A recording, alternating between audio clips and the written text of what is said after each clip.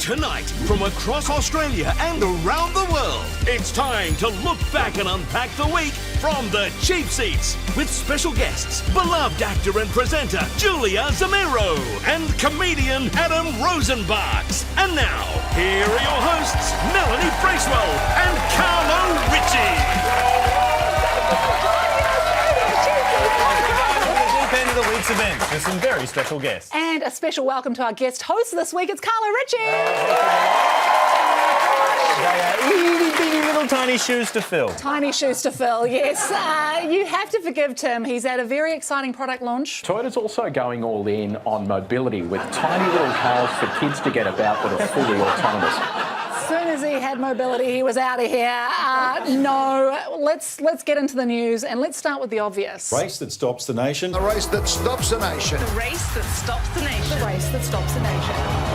Now, here at Channel 10, we no longer have the rights to broadcast the race, but don't worry, we've got something just as good. Finally, it's the race that stops a small community in the US, the annual high heel race. The annual high heel race. Set your watches. Yes, unfortunately, someone broke their heel and they're no longer with us. It's always sad to see the screens go up.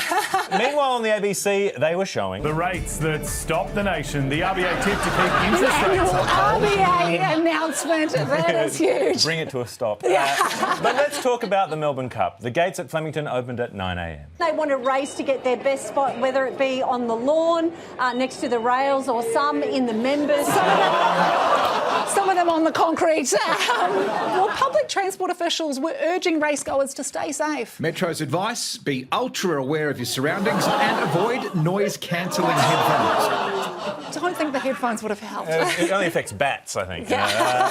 It wouldn't be the Melbourne Cup without, well, Melbourne. Flemington Racecourse, it's a bit drizzly now. The sun is out now. As you can see, I've got the brolly up already. I think I can see the sun behind you. In excess of about 40 mils of rain. The sun's come out a bit. It's going to be incredibly soggy. If conditions It's are very wet. Completely. Two of every animal. But congratulations to the winner, half yours. This is historic, second woman to win the Melbourne Cup. And I found that out. Oh yeah, it's very exciting. One day I'll get on there as soon as they make bigger horses. Channel 9, they took us behind the scenes. Have a look at this. This is what every horse is going to want. This draped over them at the end of the famous race. And what we see here is that blue tarp, which they don't want draped over them. They don't want that. Enough of the Melbourne Cup. Yeah. Let's go overseas now. They're also getting into racing season. Tell you what I usually say, but I'll say it very softly. When your horse wins, it's much better than sex. I don't doubt it. I don't know because I've never had a winning horse. It's always good to whisper directly into a microphone. Moving on to politics now, and Anthony Albanese has returned to Australia. After a week of successful meetings in Asia. Much of the week at ASEAN too, including the Prime Minister's meeting with his Malaysian host. Okay. Haunted by the ghost of Harold Holt. He reported feeling very sleepy. Oh, well. This is off the back of the APEC summit, which wrapped in South Korea. There are all the leaders gathering there before the annual sauna, I believe. This summit brings together leaders from all over the Pacific. There are meetings, speeches, and a gala with incredible entertainment.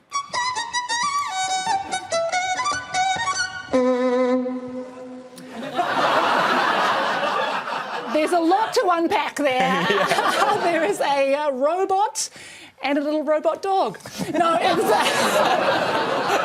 no, this is everything you expect from an economic summit. K-pop violin solo and robotic dogs.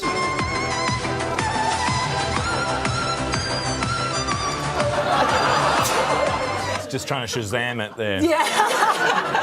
Well, there was beatboxing as well.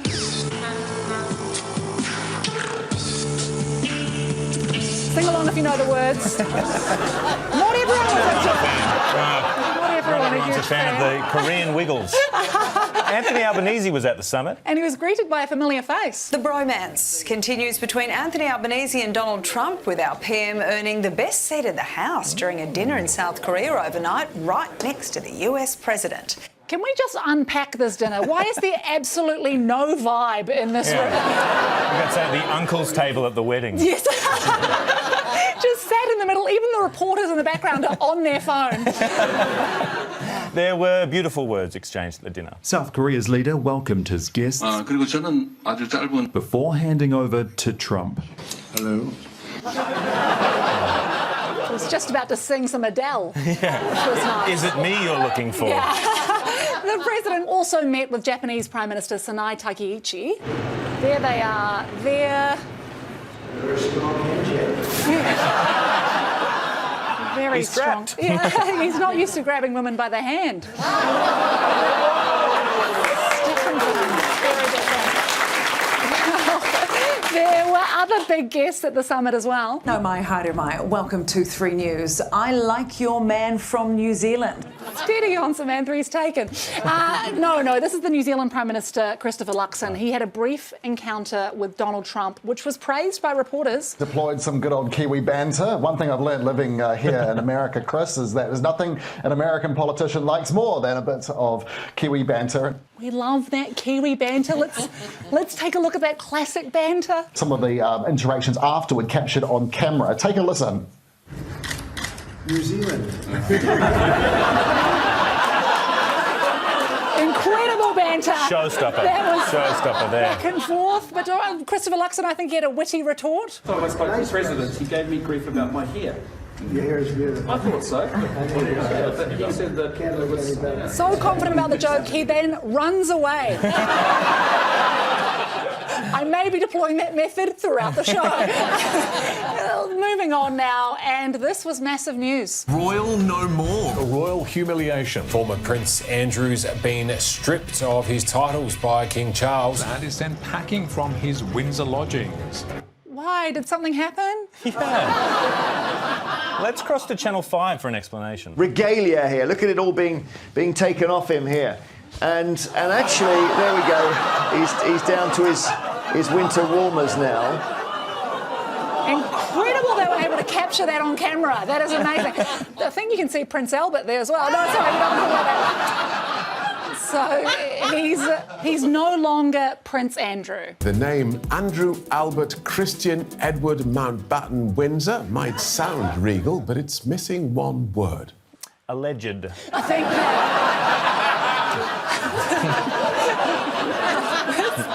This was a shock to everyone. I think the biggest surprise, to be honest, is the fact that the royals have a last name, Mountbatten Windsor.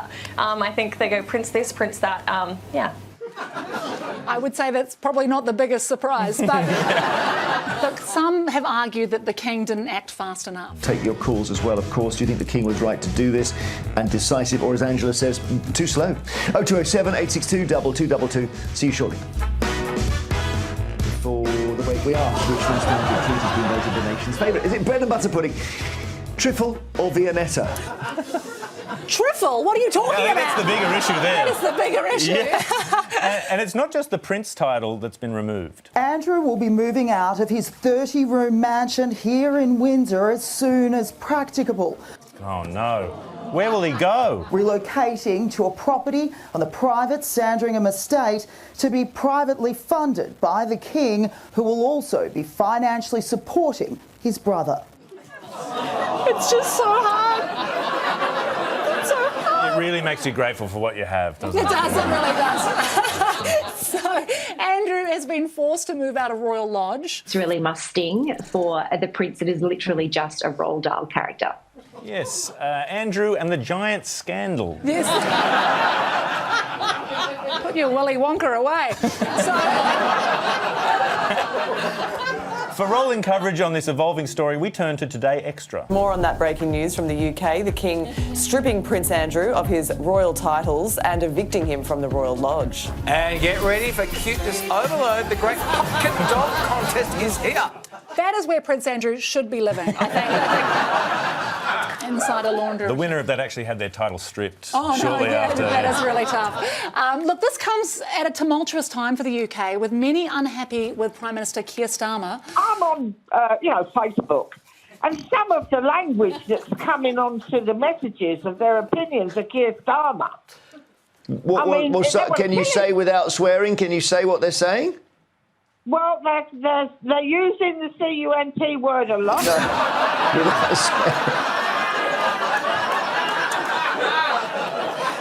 Hard to know which word they're talking about, isn't it? Moving on to another big story now. Teaching the Pope Wordle.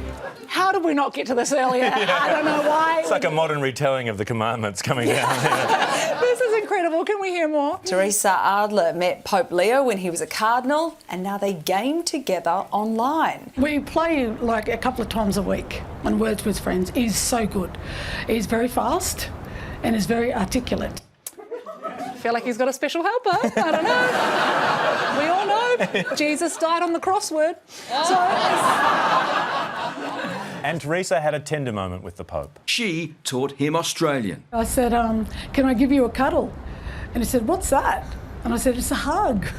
So he beat you on Words with Friends and he doesn't know the word cuddle. If you're going to be taking him on, I wouldn't be giving him any new ammunition. Exactly. You know? Well, what words did they use on Words with Friends? They're using the C-U-N-T word a lot. That's right. We're going to take a break. Back with more of the Cheese